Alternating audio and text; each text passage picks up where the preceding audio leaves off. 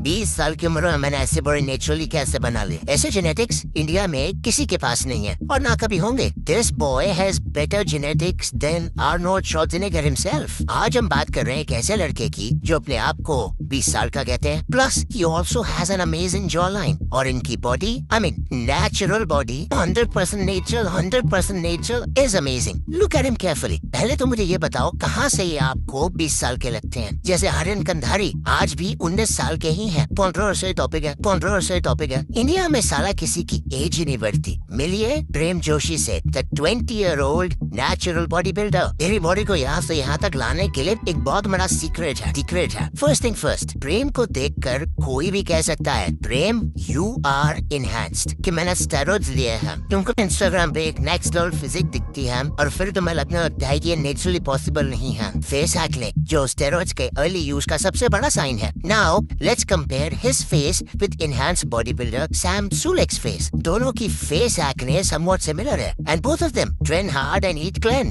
overdeveloped traps, paper thin skin और unnatural fullness। This all points towards one thing only, enhanced। प्रेम ने दबा के steroids लिए हैं। चलो प्रूफ के साथ समझाता हूँ। Let's go back in time। ये देखो आर्नोल्ड जब वो 20 साल के थे और ये है प्रेम जोशी जो कहते हैं वो भी 20 साल के हैं और नेचुरल। अब इंटरेस्टिंग बात सुनो, आर्नोल्ड के जिम मेट्स ने 2003 के लॉस एंजलिस टाइम्स के इंटरव्यू में बताया कि आर्नोल्ड ने 17 साल की एज से डायनाबॉल लेना स्टार्ट किया था और साथ ही टेस्टोस्टेरोन इंजेक्ट करते थे। और जब उनसे डायरेक्टली पूछा गया, आर्नोल्ड ने खुद कन्फेस किया, मैं रोज 2 से 3 डायनाबॉल के टैबलेट्स लेता था और हर वीक टेस्टोस्टेरोन का इंजेक्शन अंडर डॉक्टर सुपरविजन। और रिजल्ट 3 साल के अंदर आर्नोल्ड 20 साल की एज में ऐसे दिखने लगे, श्रेडेड एंड बिग। पर प्रेम जोशी और उनके जैसे कई फेक नाइटीज कहते हैं हमने तो सिर्फ वे प्रोटीन और क्रेटिन लिया है बॉडी बनाने के लिए। मतलब आर्नोल्ड ने जो स्टेरॉइड्स लेके बॉडी बनाई, प्रेम जोशी ने बिना स्टेरॉइड्स यूज करे आर्नोल्ड से भी ज्यादा कंडीशन और श्रेडेड बॉडी बना ली। वाओ, क्या जेनेटिक्स मिले हैं इंडिया को। मतलब इंडिया में जहाँ सप्लीमेंट्स फेक मिल रहे हैं, चिकन फेक मिल रहा है, पनीर नकली मिल रहा है, वेजिटेबल्स में इंजेक्शन लग रहे हैं, वहाँ प्रेम जैसे लोग नेचुरली ग्रो कर रहे हैं 1960s के आर्नोल्ड से भी ज्यादा पेस पर। आर्नोल्ड का डाइट उस जमाने में 3500 to 4000 कैलोरीज था, while he was on steroids, which included eggs, bacon, beef, chicken, rice, potatoes, fish, sausages, etc. पर प्रेम जोशी कह रहे हैं उन्होंने सिर्फ वीगन डाइट, फेक सप्लीमेंट्स और थोड़ा बहुत क्रेटीन खा के वही लेवल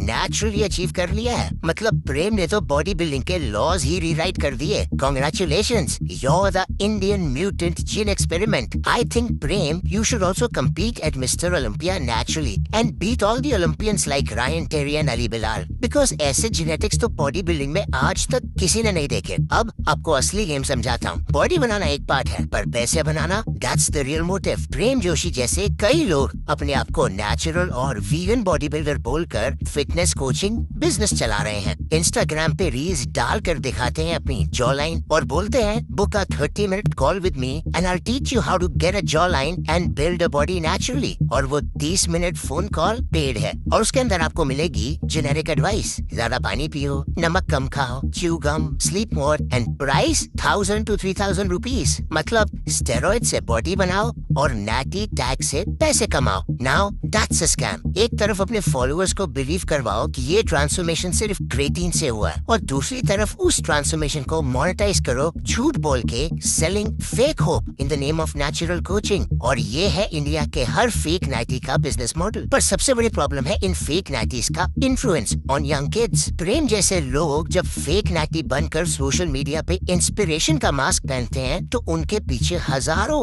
यंग बॉयज लग जाते हैं जो सोचते हैं कि अगर प्रेम में सिर्फ क्रेटीन लेकर बॉडी बना ली है तो मैं भी बना लूंगा and they buy their coaching plans. But when they realise you can't build a body like him naturally, they get frustrated and result या तो वो भी स्टेरॉइड साइकिल स्टार्ट कर देते हैं या अपना कॉन्फिडेंस हमेशा के लिए खो देते हैं। प्रेम जोशी जैसे लोग सिर्फ एक फेक नाटी नहीं है, ये एक मिसगाइडेड ड्रीम है जिससे आजकल हर नया बच्चा चेस कर रहा है। आज इंडिया में फेक नाटीज एक बीमारी है। हर दूसरा फेक नाटी बोलता है कि आपके पास क्या प्रूफ है कि मैं एक फेक नाटी हूँ। आंखों से बड़ा कोई प्रूफ नहीं होता। प्रूफ मतलब क्या तुम कभी कैमरा पर बोलोगे कि मैंने स्टेरॉइड लिया है? Proof will always be your fake body and your fake muscles. Natural body building का मतलब है पेशेंस, डिसिप्लिन एंड ऑनेस्टी। पर इन फेक नाटीज के लिए ये एक मार्केटिंग टूल है to make money from brands and from you. ये लोग बस बॉडी नहीं बेच रहे, ये एक इल्यूजन बेच रहे हैं, एक इल्यूजन जिसमें दिखाया जाता है कि अगर तुम वे प्रोटीन और क्रिएटिन लोगे तो तुम भी 6 महीने में इनकी तरह श्रेडेड हो जाओगे नेचुरली। और जब वो नहीं होगा, these people will say you don't have the genetics, आपके जेनेटिक्स अच्छे नहीं है। इन वीडियोस के थ्रू मैं सिर्फ प्रेम जोशी जैसे फेक नाइटीज को सिर्फ कॉल आउट नहीं कर रहा, मैं एक पूरी फेक नाइटी कल्चर को एक्सपोज कर रहा हूँ, क्योंकि जब तक लोगों को ये समझ नहीं आएगा कि ये बॉडीज नेचुरल नहीं है, तब तक एक पूरी जनरेशन